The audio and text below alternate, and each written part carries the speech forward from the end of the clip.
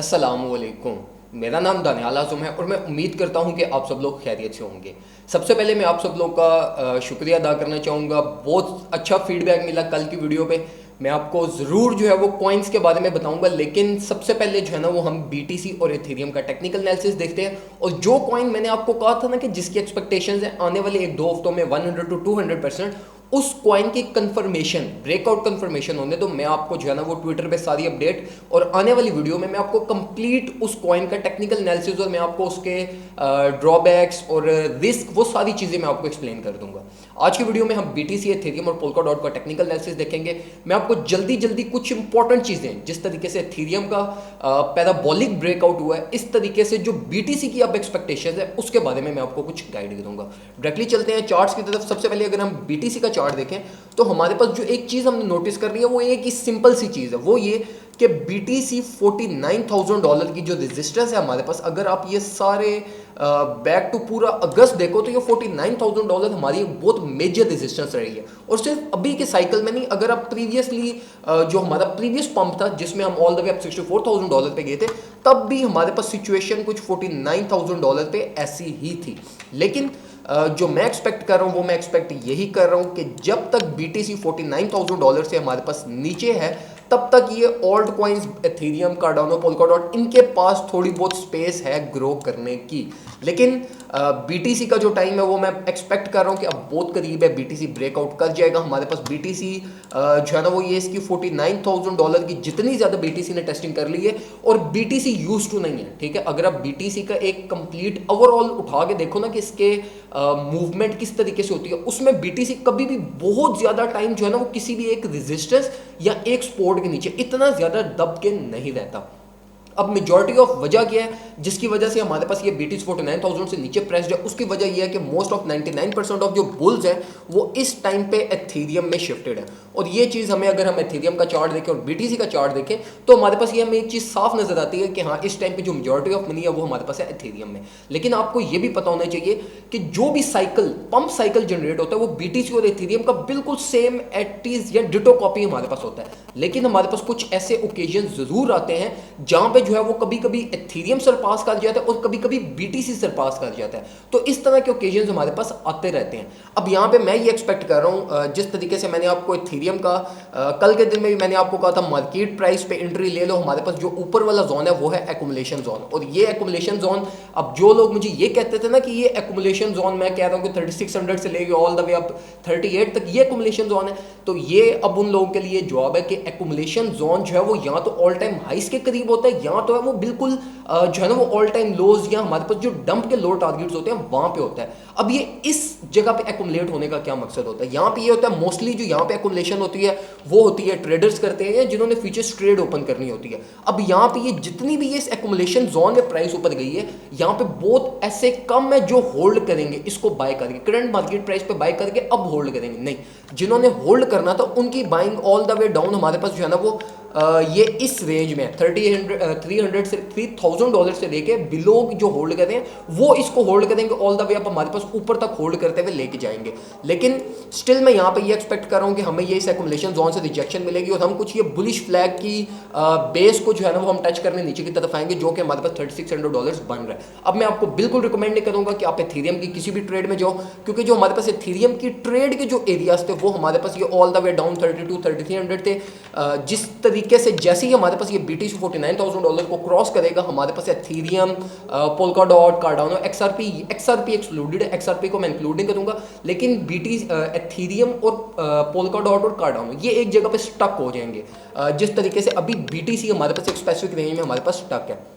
अब यहाँ पे आपको करना क्या चाहिए एथेरियम की एंट्री के लिए? अब एथेरियम का जो मैं एक टारगेट एक्सपेक्ट कर रहा हूँ जहाँ पे हमारे पास कुछ हमें रिजेक्शन मिलेंगी, वो तो एक टारगेट हमारा यही था जहाँ से हमें रिजेक्शन मिल गया, जो कि हमारे पास ये एक्यूमुलेशन बॉक्स से हमें रिजेक्शन मिल गई थी 3860 3870 के राउंड अबाउट से, वहाँ से हमें रिजेक्शन मिल गई।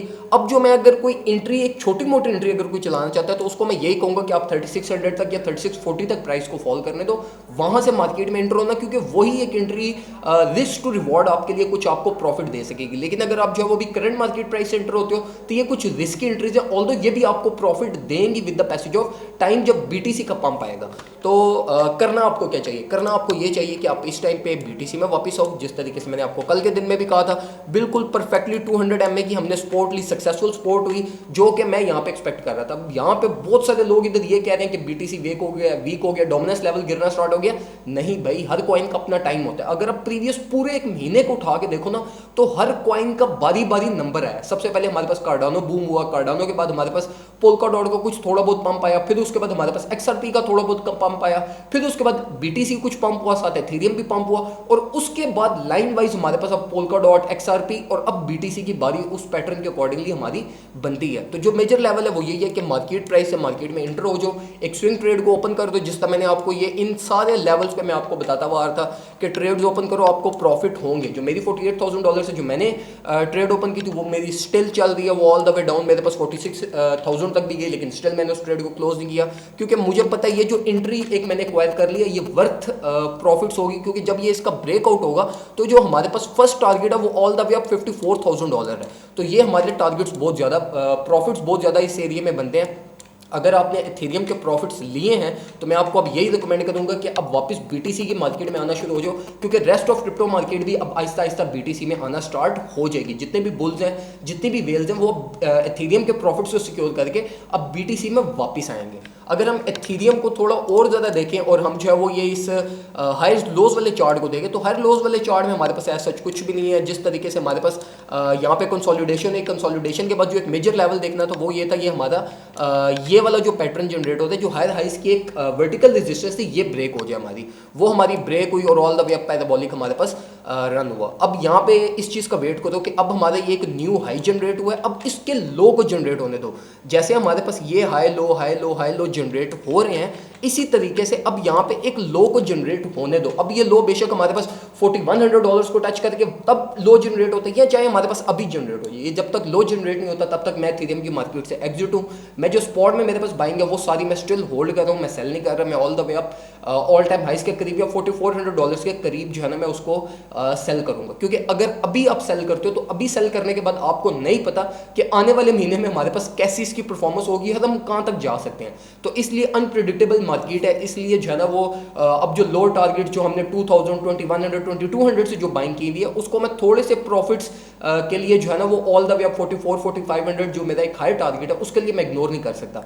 तो इसलिए अब जब तक हमारा ये पूरा साइकिल कंप्लीट नहीं होगा तब तक मैं स्पॉट पे कोई सेलिंग नहीं करूंगा, और जब तक ये एक लो जनरेट नहीं करेगा तब तक मैं कोई भी एथेरियम की फ्यूचर्स ट्रेड ओपन नहीं करूंगा। अगर मैं अपने प्रॉफिट्स बताऊं जो मैंने एथेरियम में फ्यूचर्स ट्रेड में सिक्योर किए हैं, टू बी ऑनेस्ट मैंने बहुत कम प्रॉफिट बनाए, ठीक है। मैंने शायद राउंड अबाउट 10% मेरे कुछ प्रॉफिट्स बने थे, और वो भी शायद ये इस पंप में कुछ बने थे 3170 से लेके ऑल द वे अप 3290 तक मैंने प्रॉफिट्स लिए। उसके अलावा मैंने अभी तक एथेरियम में कोई प्रॉफिट नहीं लिए। बीटीसी मेरी जो है ना वो लास्ट होप है। बीटीसी की ब्रेकआउट जब तक 49,000 क्रॉस नहीं करता तब तक जो है ना वो आपको जो है ना वो थोड़ा बहुत पेशेंस और होल्ड करना पड़ेगा। बेशक प्राइस ये दोबारा 200 MA की आगे टेस्टिंग करती है, होल्ड करो। स्टिल जो मार्केट प्राइस चल रही है एक बहुत अच्छा एंट्री पॉइंट है एक्वायर करने के लिए। अब अगर हम ज़रा जो है वो पोल्काडॉट को डिस्कस करें तो पोल्काडॉट कंप्लीटली बुलिश, ठीक है। पोल्काडॉट पे मैं बुलिश हूँ, बहुत ज़्यादा बुलिश हूँ, और मैं एक्सपेक्ट कर रहा हूँ कि पोल्काडॉट अब यहाँ से दोबारा एक हमारे पास जो है ना वो एक पंप लेगा जिसमें हम ऑल द वे आप $35-36 को टच करने चाहेंगे। हमारा जो टारगेट है पोल्काडॉट का वो स्ट्रेट में आपको पिछले वीक से बताता हुआ हूँ कि $35 हमारा टारगेट है, जहाँ पे हमारा ये करंट साइकिल जो है वो एक मेजर करेक्शन लेगा और हम वापस कुछ जो है ना वो हम 50 MA या 200 MA तक फॉल कर सकते हैं। तो मैंने ये वीडियो बनाने से पहले मैंने एक जो है ना वो ये कुछ 31 ये इस कैंडल पे मैंने 31.9 पे मैंने शायद एक ट्रेड ओपन की है जो मैं ऑल द वे अब $36 तक चलने दूंगा। ये मेरी स्पॉट से अलग मैंने एक छोटी सी ट्रेड ओपन की है $36 तक, क्योंकि हो सकता है क्योंकि $35 पे जो है वो मैं सेल कर दूंगा अपने स्पॉट की होल्डिंग, और जो ये मेरी ट्रेड होगी फिर इस ट्रेड को मैं चलने दूंगा। ये ट्रेड मेरी एज अ बैकबोन चलेगी फिर कि अगर प्राइस यहाँ से 35 से और ऊपर की तरफ जाती है तो मेरा जो ये साइकिल के प्रॉफिट्स हैं जो मेरे एथेरियम के मिस हुए हैं वो मेरे सारे प्रॉफिट्स जो हैं वो ये इस पोल्काडॉट में कवर हो जाएं। तो इसलिए जो है वो मैंने ये ट्रेड ओपन की है। मैं आपको भी ये रिकमेंड करूंगा कि अगर ये कोई चीज़ समझ आती है आपको यहाँ से मार्केट में एंट्री लेने के लिए तो एंट्री ले लो, पोल्काडॉट आपको अच्छे प्रॉफिट्स देगा। अगर आपके पास स्पॉट में पोल्काडॉट पड़े हुए हैं नीचे से बाइंग की हुई है मेरे कहने पे तो फिर $35 अपना टारगेट रखो। 35 से पहले बेफिक्र हो कि सब चीज़ें छोड़ दो, और अगर जो है वो कोई मेजर ट्रेड ओपन करनी है पोल्काडॉट में, तो फिर इसका भी एक लो जनरेट होने दो ऑल द वे डाउन हमारे पास 50 EMA तक, उसके बाद जो है वो एक अपनी फ्यूचर्स ट्रेड ओपन करना पोल्काडॉट में। तो ये कुछ इन्फॉर्मेशन थी जो मैं आपसे शेयर करना चाहता था। मैं आपको सारी अपडेट्स जो मैंने आपसे कल के दिन में वादा किया था कि मैं आपको कॉइन के बारे में बताऊंगा, वो मैं आपको ज़रूर अपडेट दूंगा, लेकिन कुछ कन्फर्मेशन होने दो, ठीक है। फिर मैं वो कॉइन आपसे रिवील कर दूंगा। वो कॉइन अभी ये समझ लो कि अब बिल्कुल न्यूली लॉन्च हमारे पास जो है ना वो कॉइन हुआ है, लेकिन उसके ब्रेकआउट के बहुत ज़्यादा एक्सपेक्टेशन है हमारे पास। तो मैं आपको डिटेल में उस कॉइन का पूरा टेक्निकल एनालिसिस, सारी इंफॉर्मेशन मैं आपसे शेयर कर दूंगा। वीडियो को लाइक करो लाजमी, जिस तरह कल के दिन में लाइक किया था इसी तरीके से जो है ना वो लाइक करो, ठीक है। लालच दो आपको तो आप लाजमी लाइक करते हो, तो इसलिए जो है ना वो वीडियो को लाइक करो। कमेंट सेक्शन में कोई और चीज़ पूछना चाहते हो वो पूछो। Thank you so much. अपना ख्याल रखें, अपने घर वालों का ख्याल रखें। अल्लाह हाफिज़।